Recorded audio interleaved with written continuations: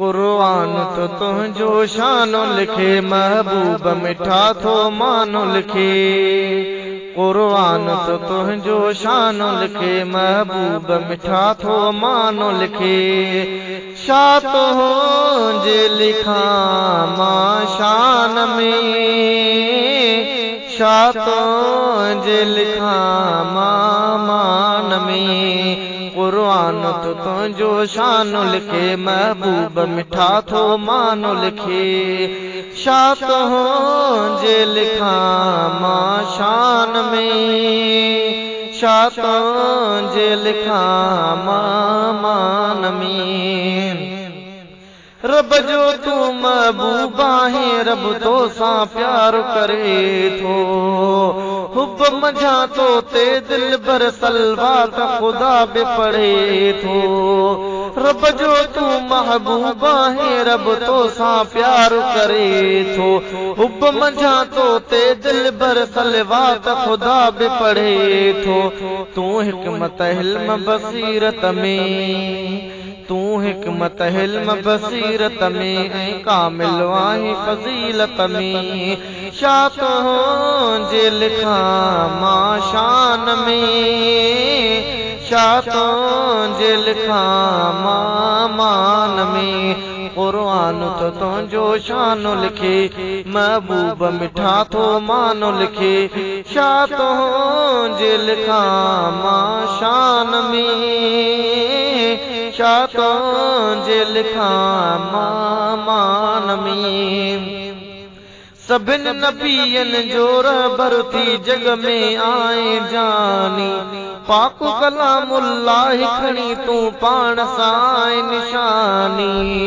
सभिन नबियन जो रहबर थी जग में आए जानी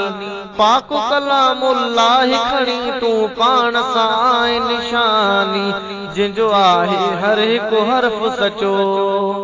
जिंजो आहे हर हिकु हर्फ सचो ॾस दोज़ख जन्नत जो रस्तो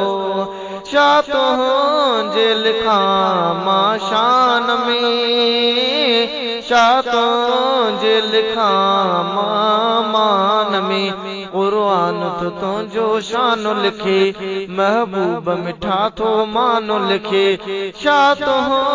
जे लिखा मां शान में शा तो जे लिखा मां मान में डोह कयूं था डोहन सां चचिरियल आहे सारो जिगरो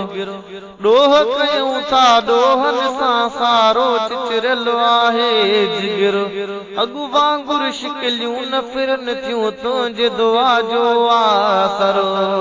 डोह कयूं था डोहन सां चचिरियल आहे सारो जिगरो अॻु वांगुर शिकिलियूं न फिरन थियूं तुंहिंजे दुआ जो आसरो तुंहिंजा आहिनि एहसान वॾा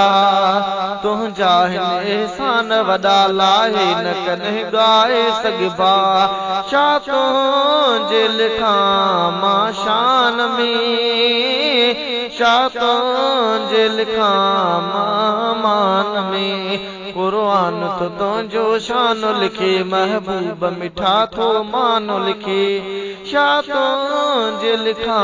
मां शान में शा तो जे लिखा मां मान में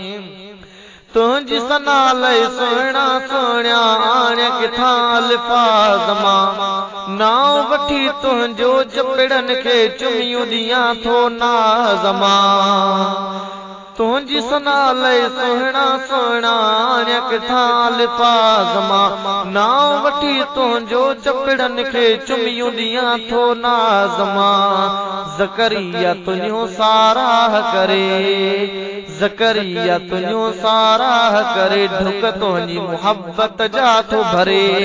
ज़करिया तुंहिंजो साराह करे ढुक तुंहिंजी मुहब्बत जा थो भरे शा तो जे लिखा मां शान में शा तो जे लिखा मां मान में कुरान तो तुझो शानो लिखे महबूब मिठा थो मानो लिखे शा तो जे लिखा मां शान में शाह तुंहिंजे लिखां मां